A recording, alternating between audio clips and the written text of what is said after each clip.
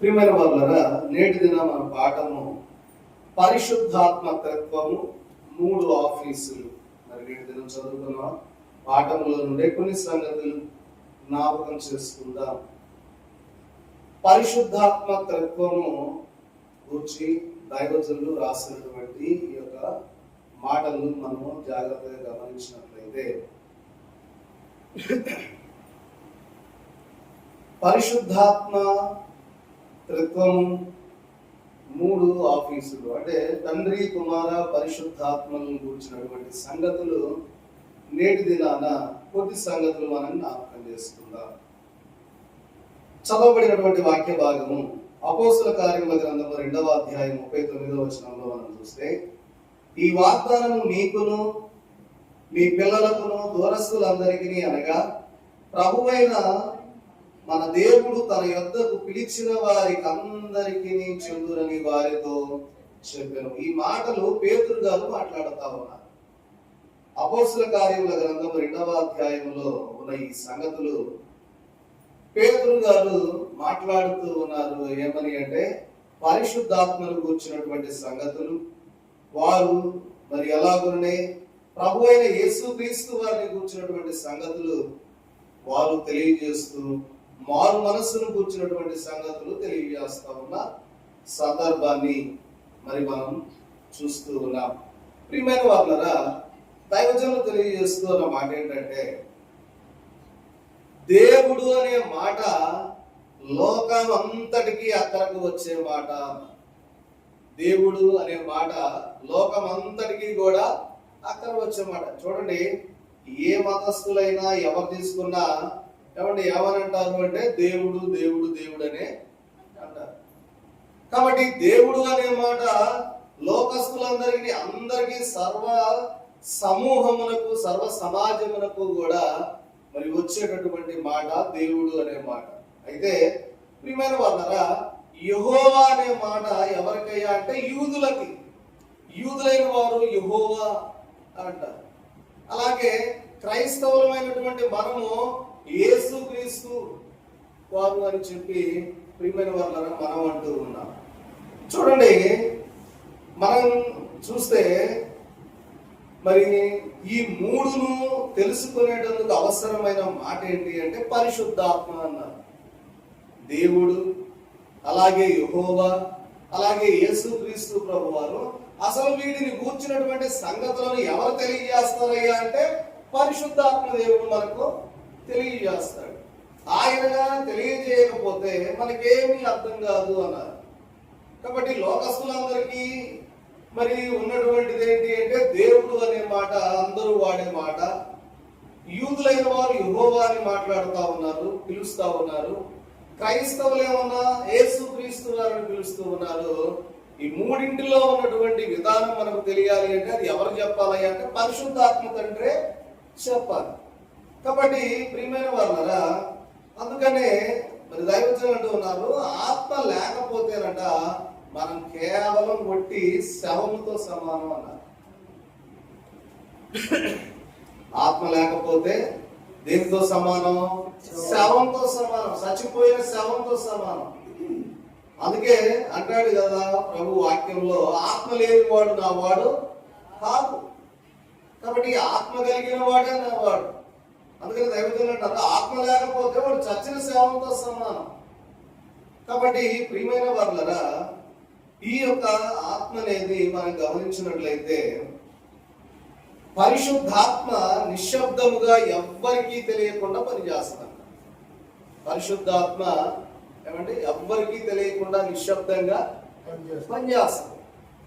చూడండి ప్రియమైన వాళ్ళ, పరిశుద్ధాత్మ ఉందన్న సంగతి మనకు అసలు తెలియదు మనలో. మీరు ఇక్కడికి వచ్చారు, పాట పాడాలని మీకు ప్రేరేపించేది ఎవరయ్యా అంటే పరిశుద్ధాత్మ దేవుడు. నేను కూడా ఈరోజు పాట పాడాలా, చూడు పాడు దేవుని మందిరంలో నువ్వు ఒక పాట పాడి దేవుని మహిమపరచు అని మిమ్మల్ని ప్రోత్సాహపరిచేది ఎవరయ్యా అంటే పరిశుద్ధాత్మ దేవుడే. ఆయన ప్రేరేపిస్తున్నాడన్న సంగతి మనకు అర్థమే కాదు. చూడండి, దైవజనులు అంటా ఉన్నారు, నాస్తికులలో కూడా, అంటే నాస్తికులు అంటే ఎవరయ్యా అంటే అసలు దేవుడే లేడు అనే వారిలో కూడా పరిశుద్ధాత్మ దేవుడు పనిచేస్తున్నాడు అన్నారు. అంటే అసలు దేవుడు లేనే లేడు అనే వారిలో కూడా ఎవరు పనిచేస్తున్నారట? పరిశుద్ధాత్మ దేవుడు పనిచేస్తున్నాడు. చూడండి ప్రియమైన వార్తల, అందుకనే మనం గమనించినట్లయితే మనం చదువుకున్నటువంటి వాక్యం 2:39 అపోస్తల కార్య గ్రంథంలో చూస్తే, ఈ వాగ్దానము మీకును మీ పిల్లలకును దూరస్తులందరికీ అనగా ప్రభువైన మన దేవుడు తన యొద్దకు పిలిచిన వారికి అందరికీ చెందునని వారితో చెప్పాను. చూడండి, ఈ వాగ్దానం ఎవరికి అంటే ప్రియమైన వారులారా, ఏ వాగ్దానం అంటే మరి పేతురు గారు తెలియజేస్తూ, మీరు మారు మనసు పొంది పాపక్షమాపణ ప్రతివాడు యేసుక్రీస్తు నామమున బాప్తిస్మం పొందుడి, అప్పుడు మీరు పరిశుద్ధాత్మను వరము పొందుదురు. పరిశుద్ధాత్మ అనే వరము పొందడానికి అందరికీ కూడా ఏముంది అంటే అందరికీ ఆహ్వానం ఉంది. ఏమిటి అంటే ఎవరికంటే పిల్లలకి, దూరస్తులందరికీ అనగా ప్రభువైన మన దేవుడు తన యొద్దకు పిలిచిన వారికి అందరికీ. యేసుక్రీస్తు ప్రభు వారు ఎంతమందిని పిలిచారు? కొంతమందిని పిలిచారా? అందరిని పిలిచారా? అందరిని పిలిచారు. ఏమని అన్నాడు? సమస్త భారము మోసుకొని పోవచ్చున్న వారలారా, సమస్త జనులారా నా యొద్దకు రండి, నేను మీకు విశ్రాంతిని కలగజేస్తాను. నా కాడి బహుశులుగా ఉంటది.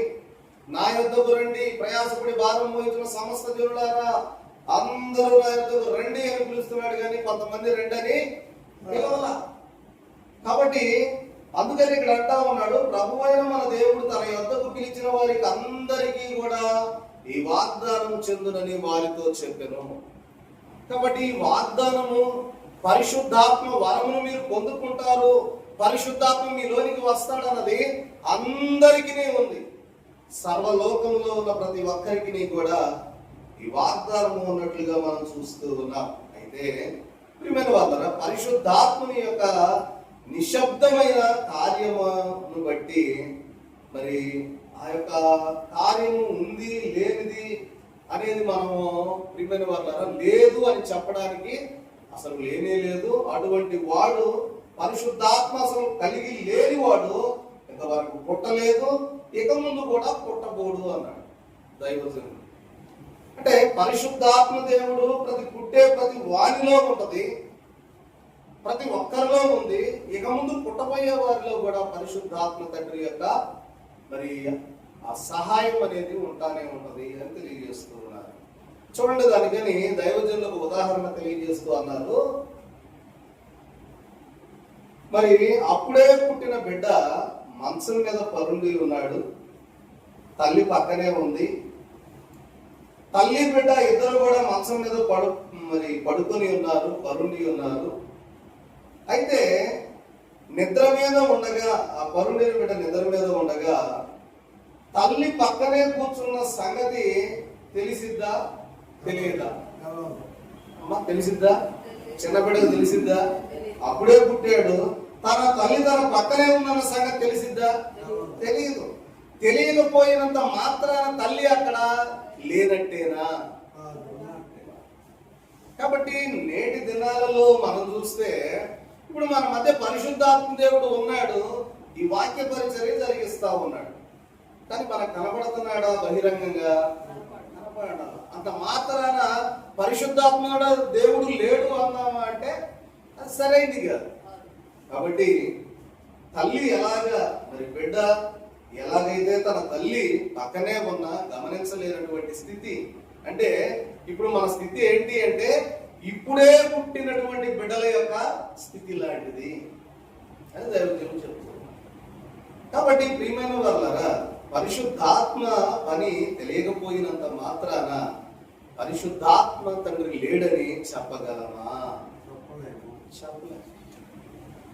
కాబట్టి అందుకనే మనం గమనిస్తే ఈ యొక్క మరి అపోస్తల కార్యముల గ్రంథం 2వ అధ్యాయం 17వ వచనంలో మనం చూస్తే పేతురు గారు ఇక్కడ మాట్లాడుతూ, పేతురు గారి మనసులో దేవుడు యెహోవా క్రీస్తు పరిశుద్ధాత్మ దేవుడు ఉన్నాడు కనుకనే ఆయన యోవేలు గ్రంథంలో ఉన్నటువంటి ప్రవచనాన్ని తీసుకుని ఇక్కడ ప్రవచిస్తాడు. 17వ వచనంలో, 2వ అధ్యాయం 17వ వచనంలో, అంత్యదినముల యందు నేను మనుష్యులందరి మీద నా ఆత్మను కుమ్మరించెదను, మీ కుమారులను మీ కుమార్తెలను ప్రవచించెదరు, మీ యవనులకు దర్శనములు కలుగును, మీ వృద్ధులు కలలు కందురు.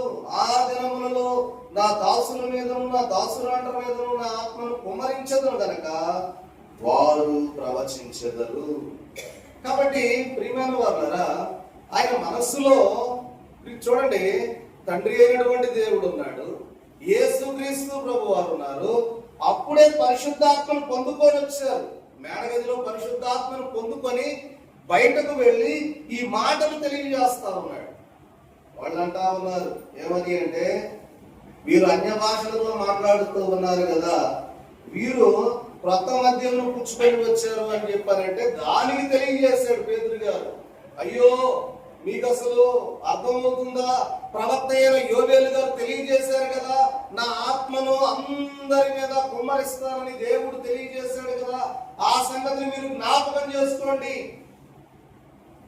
అంతేగాని వాళ్ళు క్రొత్త మద్యం తాగారు అనేది సరి అయినది కాదు అని తెలియజేస్తూ ఆయన పేతురు గారు మాట్లాడుతూ ఉన్నారు. చూడండి ప్రియమైన వాళ్ళరా, ఇక్కడ ఏ నామమున ఆయన పేతురు గారు నిలబడి మాట్లాడాడు అనగా చూస్తే, దేవుడైనటువంటి యెహోవా క్రీస్తు నామములో ఉండి బోధించను. తండ్రి ఉన్నాడు, తండ్రిని తలంచి ప్రియమైన వారులారా యేసు క్రీస్తు వారు బోధించారు. అలాగే మనము కూడా కాలమునకు తగినట్లుగా బోధ చేయవలెను అన్నారు. చూడండి, దేవుని మతము అందరిది. దేవుని మతం ఎవరిది అంటే అందరిది. అందరూ దేవుడు ఉన్నాడు అంటారు. అందరు ఏమంటారు? దేవుడు ఉన్నాడనే అంటారు. చూడండి, యెహోవా మతం ఎవరిది అంటే యూదులది. వారు యెహోవాను మాత్రమే పూజిస్తారు. అలాగే క్రైస్తవులందరూ మరి పూజించేది ఎవరిని? యేసుక్రీస్తు వారు. యూదులేమన్నా యెహోవాని, క్రైస్తవులేమన్నా యేసుక్రీస్తు ప్రభు వారిని. ప్రియమైన వాళ్ళరా, ఇదంతా కూడా వాళ్ళందరికీ తెలియజేసే వాళ్ళు ఎవరయ్యా అంటే పరిశుద్ధాత్మ. అంటే ఈ కాలంలో పరిశుద్ధాత్మ తండ్రి యొక్క పనే ఎక్కువ మనకు కనబడతా ఉన్నది.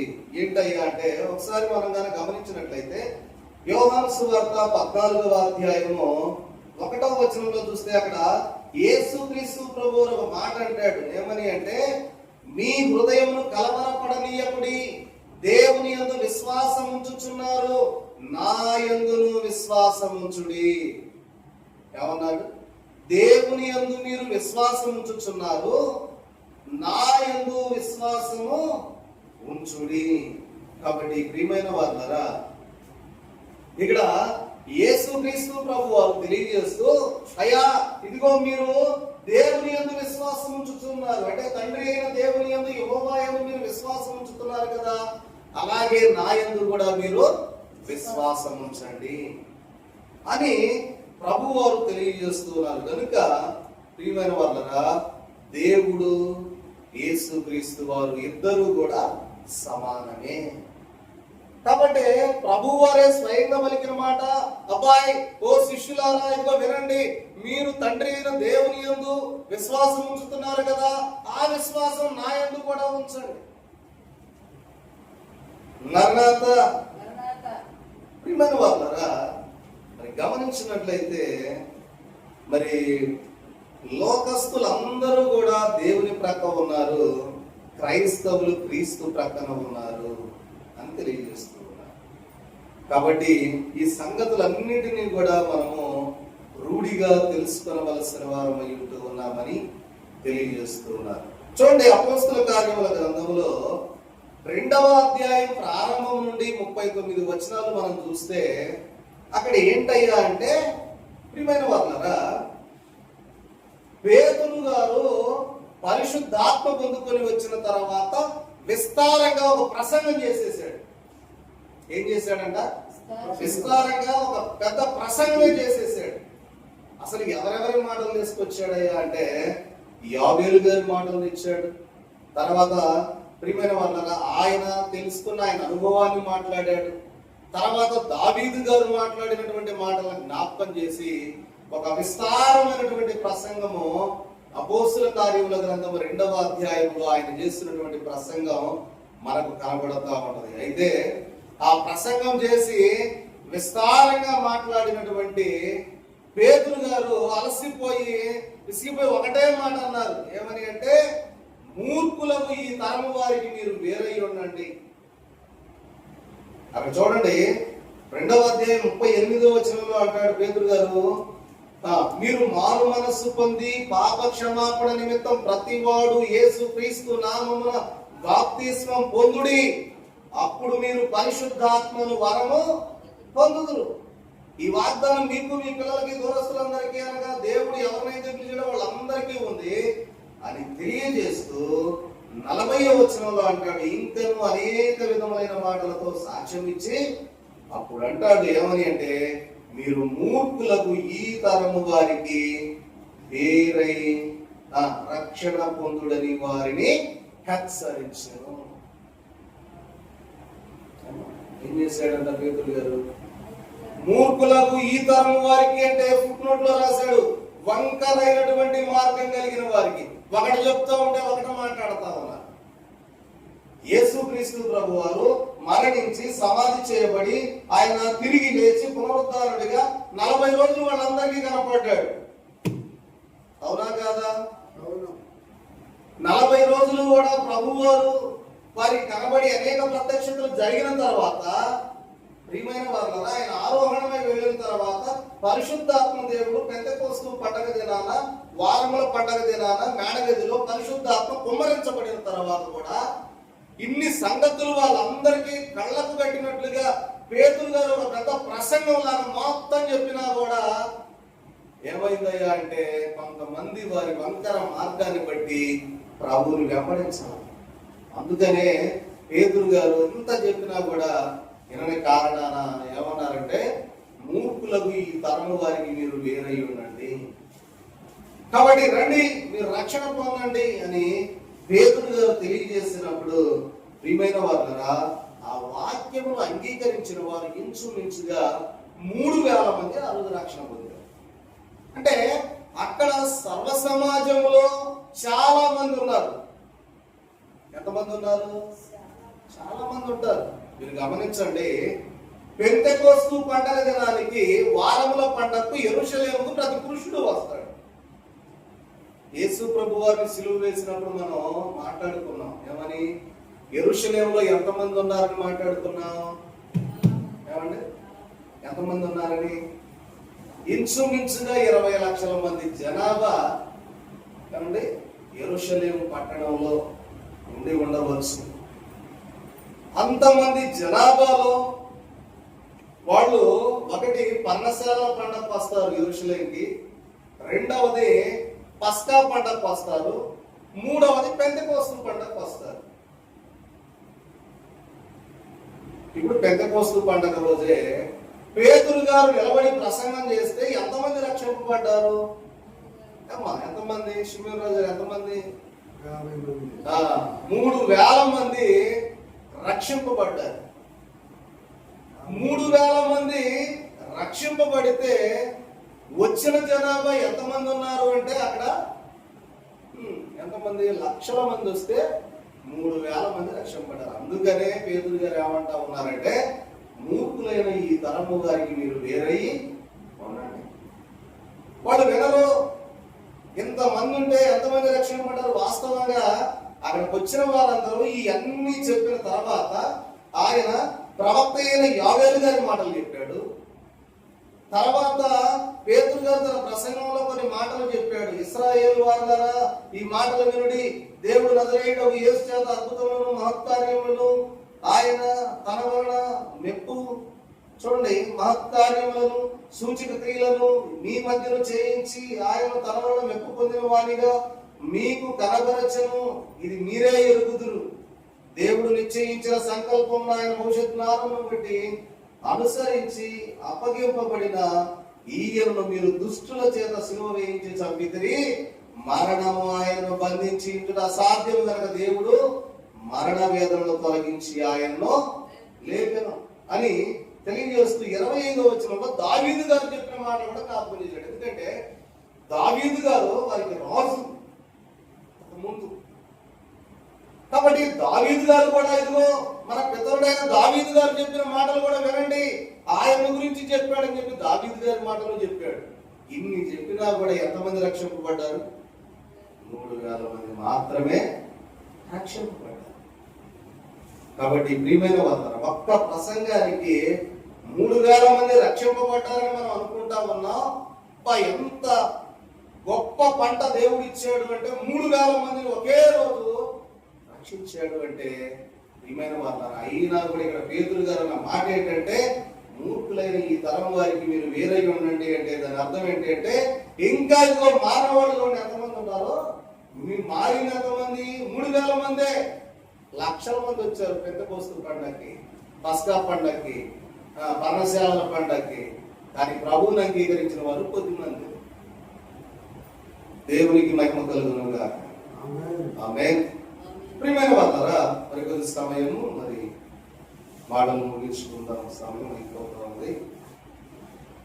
చూడండి ప్రియమైన వాళ్ళారా, దైవజనులు ఈ మాటలు తెలియజేస్తూ మరి మూర్ఖులు ఎవరైనా కానీ తండ్రిగా తెలుస్తూ ఈ తరము వారు కనుక వారికి వేరే రక్షణ పొందండి, వేరు కాకపోతే రక్షణ పొందలేరు అని తెలియజేస్తున్నారు. అయితే నేటి దిన పాఠంలో ఉన్నటువంటి 3 ఆఫీసులు దైవజనులు తెలియజేశారు.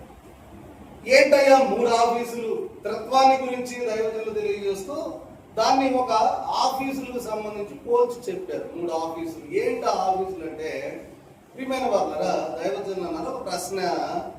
బైబిల్లో సృష్టి ఆరంభం నుండి మలాకి ఆఖరి వరకు, అంటే మొదటి గ్రంథమైన ఆదికాండం నుండి చివరి గ్రంథం, పాత నిబంధనల చివరి గ్రంథమైన మలాకి ఆఖరి వరకు ఏమున్నది అంటే ఒక ఆఫీస్ ఉన్నది. అందులో తండ్రి కూర్చున్నాడు. రెండవదిగా చూస్తే ప్రభు జన్మ కనబడతా ఉంది. తన ఇహలోక జన్మ బైబిల్లో ఎక్కడ ప్రారంభమైంది చూడండి. బైబిల్లో మొదట మరి యేసుక్రీస్తు ప్రభు వారి జన్మం మొదలుకొని ఆరోహణం వరకు యేసుక్రీస్తు ప్రభు వారి యొక్క ఆఫీస్ కనబడతా ఉంది. అంటే 3 ఆఫీసులు చెప్పారు. ఒకటేంటంటే పాత నిబంధన కాలం అంతా కూడా తండ్రి అయిన దేవుని యొక్క ఆఫీస్ కనబడుతుంది. యేసుక్రీస్తు ప్రభు వారు జన్మించిన నాట నుండి యేసుక్రీస్తు ప్రభు వారు ఒలీవల కొండ మీద నుంచి ఆరోహణమై వెళ్ళినటువంటి సమయం వరకు కూడా తన కుమారుడి ఆఫీస్ కనపడతా ఉంది. ఎప్పుడైతే ప్రభు ఆరోహణమై వెళ్ళారో పెంతెకోస్తు పండుగ పరిశుద్ధాత్మ దేవుడు 50వ రోజున ఆరోహణమైన 10వ రోజు పరిశుద్ధాత్మ దేవుడు ఈ భూలోకానికి దిగటాన్ని బట్టి ప్రియమైన వాళ్ళరా, అక్కడ నుండి రేపు మరలా ప్రభువు వచ్చే 2వ రాకడలో మనం ఎత్తపడేంత వరకు కూడా పరిశుద్ధాత్మ దేవుని ఆఫీసు కనపడతాము. ఆఫీసుతో పోల్చాడు కనుక అక్కడ చెప్పుకుంటాము. కాబట్టి తండ్రి కాలము, కుమారుని కాలము, పరిశుద్ధాత్మ తండ్రి కాలం. కాబట్టి ప్రియమైన వాళ్ళరా, మొదటి ఆఫీసులో ఏముంటాయి, 2వ ఆఫీసులో ఏముంటాయి, ఒక 2 మాటలు చూసి ముగించు. చూడండి, మొదటి ఆఫీసులో ఏంటయ్యా అంటే మనకు దొరికేది ఏంటంటే, దైవజనులు అన్నారు అబ్బాయి పండ్లు, నీరు, గాలి, మనిషి తినుటకు త్రాగటకు కావలసినవి అవన్నీ కూడా దేవుడు ఏర్పాటు చేశాడు. అంటే దేవుడైనటువంటి యెహోవా సృష్టిని తయారు చేసినప్పుడు సృష్టిలో మానవుడికి ఏమేం కావాలో అవన్నీ తయారు చేసి పెట్టాడు. కొంతమందికి తయారు చేశాడా? అందరికీ, అందరి వరకు చేశాడు దేవుడైన వాడు. కాబట్టి ఇదిగో ఇది వీళ్ళకే, ఇది వాళ్ళకే అని ఎప్పుడు కూడా ఆయన అలా చేయలా, అందరికీ అని చేసి చూడండి ప్రియమైన వాళ్ళారా. అయితే అవన్నీ కూడా దేవుణ్ణి ఎరగని వారికి ఇచ్చాడు, క్రైస్తవులకి ఇచ్చాడు. వాళ్ళు వీళ్ళు అనే వివక్షత లేకుండా అందరికీ, ప్రపంచంలో ఈ భూమి మీద ఉన్నటువంటి ప్రతి ఒక్కరికి కూడా దేవుడు అనుగ్రహింపజేశాడు. దేవుని బిడ్డలకి ఇవి, దేవుని బిడ్డలకి ఇవి లేవు అంటానికి లేదు. దేవుడు అందరికీ కూడా అన్ని ఇచ్చేసాడు. అలాగే ప్రియమైన వాళ్ళ వరమూలికలు, అలాగే ఇంకా ఇవన్నీ కూడా తండ్రి తనకున్న ప్రేమను బట్టి అందరికీ ఇచ్చేసాడు. సూర్యుడు ఉన్నాడు, సూర్యుడు భారతదేశంలోనే ఉదయించాలా, మరి మరొక కంట్రీలో ఉదయించకూడదు అంటానికి ఏమీ కూడా లేదు. సర్వ సృష్టిని అందరి కొరకు చేశాడు. కాబట్టి ప్రియమైన వాళ్ళరా, మరి చూస్తే మనం అనుకున్నాం, ఏమయ్యా దేవుడు ఎందుకు వాళ్ళకి ఇవ్వాలా, మనకి ఇస్తే సరిపోద్ది కదా, వాళ్ళకి ఎందుకు ఇవ్వాలి అని ఒకవేళ మనం అడిగితే, ప్రియమైన వాళ్ళరా, దేవుడు ఏమంటాడంటే, తండ్రి అంటాడంట, ఇది నీ కొరకు అందరి కొరకు. ఎవరి కొరకు అంట? నీ కొరకు అందరి కొరకు. నీకు ఒక్కడికే కాదు, వాళ్ళకే కాదు, నీకు ఉంది, అందరికీ ఉంది. అంతేగాని నీకు ఒక్కడి కోసం చేయలేదు అబ్బాయి, అందరి కొరకు చేశాను అని దేవుడు తెలియజేస్తాడు. కాబట్టి ఆహారమైనా, నీరైనా, గాలైనా, ప్రియమైన వాళ్ళరా, వెలుగు, భూమి, ఇవన్నీ కూడా దేవుడు తన యొక్క ఆఫీసులో, అంటే తండ్రి కాలంలో దేవుడు మనకు అనుగ్రహింపజేసినటువంటివిగా మనకు కనబడతా ఉన్నాయి. రెండవదిగా చూస్తే రెండవ ఆఫీసు కుమారుడు ఆఫీసు. ఈయన ఎప్పుడు వచ్చాడు అంటే, ప్రియమైన వార్తలో మనం మత్తయి వార్తలో మనకు ప్రారంభంలోనే ప్రభు యొక్క జన్మ వార్త మనకు కనబడుతుంది.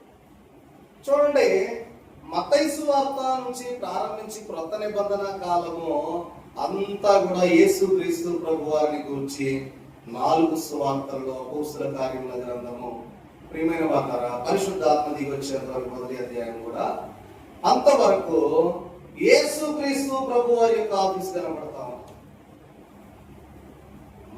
అర్థమవుతుందంటారా? మరణాత. చూడండి, యేసుక్రీస్తు ప్రభు వారు మన కొరకు చూపినటువంటి రక్తధార, ఆయన ఈ లోకానికి తనకున్నటువంటి మహిమ సింహాసనం విడిచిపెట్టి ఈ లోకానికి సర్వ మానవాళికి రక్షణ అందించడానికి తన రక్తాన్ని ఈ భూమి మీద చిందించడానికి వచ్చాడు. ఇప్పుడైనా అందరి కోసం చిందించాడా? కొంతమంది కోసమే చిందించాడా? ఈయన కూడా అందరి కోసం చిందించాడు. అంటే తండ్రి ప్రేమ ఇక్కడ కనబడుతుందా లేదా? తండ్రి ఏం చేశాడు?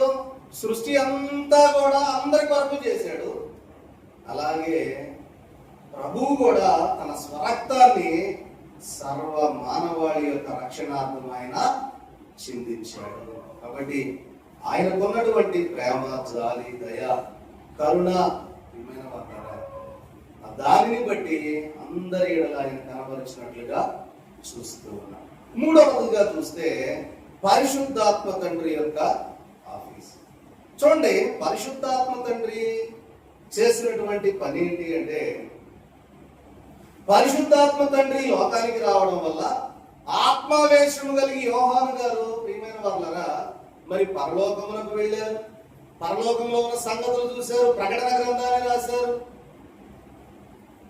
ఒకటి, పరిశుద్ధాత్మ తండ్రి ఇక్కడ రావడం వల్ల ఆత్మావేశం కలిగింది, ఆత్మ వశములోనికి తీసుకోవడం కూడా జరిగింది అన్నారు. కాబట్టి చూడండి ప్రియమైన వాళ్ళరా, మరి ఆత్మ తండ్రి ఇలాగూ ఇస్తూ, ఏవైతే మొదటి 2 ఆఫీసుల్లో తండ్రి ఏమన్నా తన సృష్టిలో ఉన్నటువంటి సమస్తాన్ని ఇచ్చాడు, కుమారుడేమన్నా తన ప్రాణాన్ని, తన రక్తాన్ని సర్వమానవాళి యొక్క పాప పరిహారార్థమై చిందించాడు. ఈ రెండింటిని జ్ఞాపకం చేస్తూ మరి పరిశుద్ధాత్మ తండ్రి మనకు అన్ని కూడా తెలియజేస్తా ఉన్నాడు, వాటిని నెరవేరుస్తూ ఉన్నాడు. ఏ సమయంలో మనం ఎలా చేయాలో అది మనకు జ్ఞాపకం చేస్తూ ఉంటాడు. కాబట్టి ప్రియమైన వాళ్ళరా, మనం గమనిస్తే పరిశుద్ధాత్మ తండ్రి పని ఎలా ఉంటుందంటే, వినండి, మరి మనం ఏదైనా ఊరు వెళతా, పిల్లల్ని ఇంట్లో వదిలిపెట్టి వెళుతూ ఉంటాం. వెళ్ళేటప్పుడు పక్కింటి వాళ్ళకి ఏం చెప్తాం? అమ్మ కాస్త పిల్లల్ని కాస్త చూస్తా ఉండండి, కాస్తంగా చెప్తా ఉండండి, పిల్లలకు కాస్త జాగ్రత్త, తెలియదు, మేము కాస్త ఊరు వెళ్ళి వస్తాం అని చెప్పి ఊరు వెళ్తా ఏం చెప్తారు? ఏమండి, జాగ్రత్తగా చూడండి, కాస్త వాళ్ళకి తెలియని చెప్పండి అని చెప్పి చెబుతారు. వీళ్ళు ఊరు వెళ్ళిన తర్వాత మరి వాళ్ళు ఏం చెప్తారంటే, అయ్యా ఎలా లేచారా, వంగడుకున్నారా, పడుకున్నారా, తిరగ జాగ్రత్తగా ఉండండి మీ నాన్న గేదెకు మేత ఏమని చెప్పాడు, వేసారా? ఆ పొలం పోయి చూసి రమ్మన్నాడు ఒకసారి, చూసి వచ్చారా? పేరండి.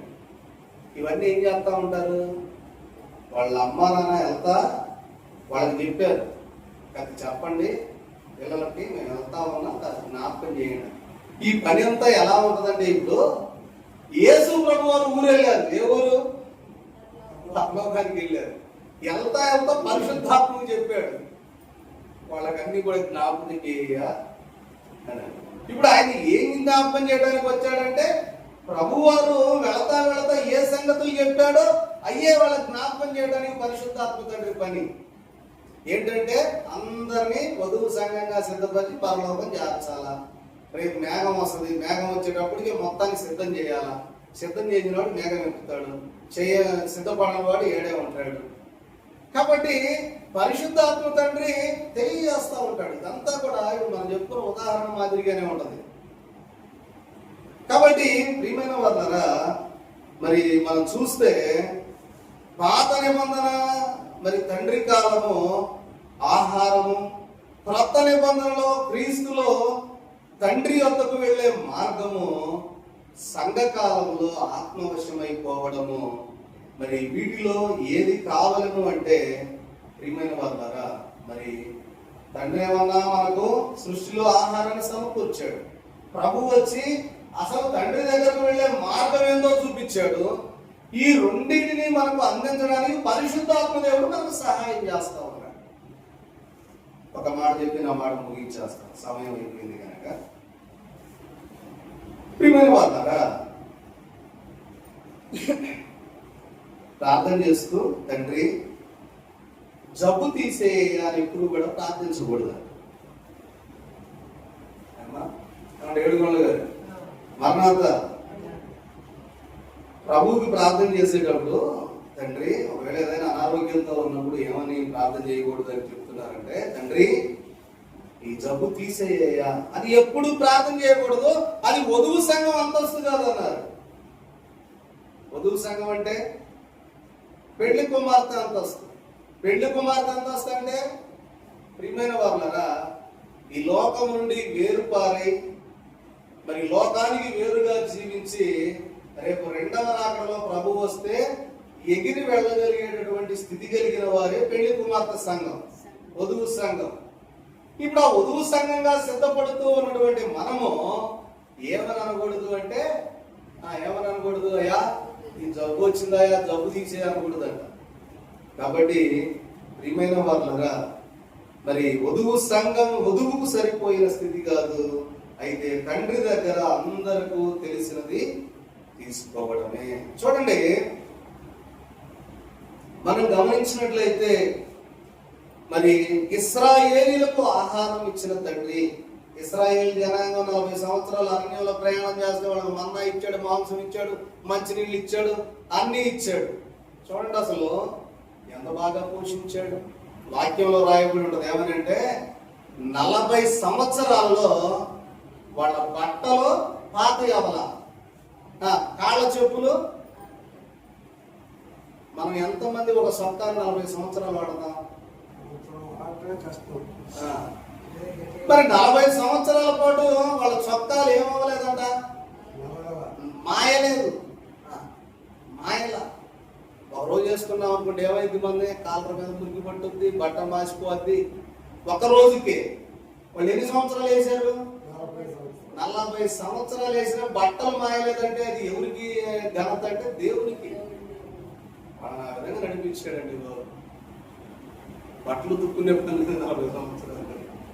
మనకు కూడా అట్లాంటిది ఉంటే బాగుంటుంది. ఈ వాషింగ్ మిషన్లతో పని లేకుండా, తుక్కునే పని లేకుండా. కాబట్టి ఇశ్రాయేలీలకు ఆహారం ఇచ్చినటువంటి తండ్రి, ఏలియా ఎలీషాలకు ఆహారం ఇచ్చిన తండ్రి అని తండ్రి ఆఫీసుకు అందరూ వెళ్ళుదురు.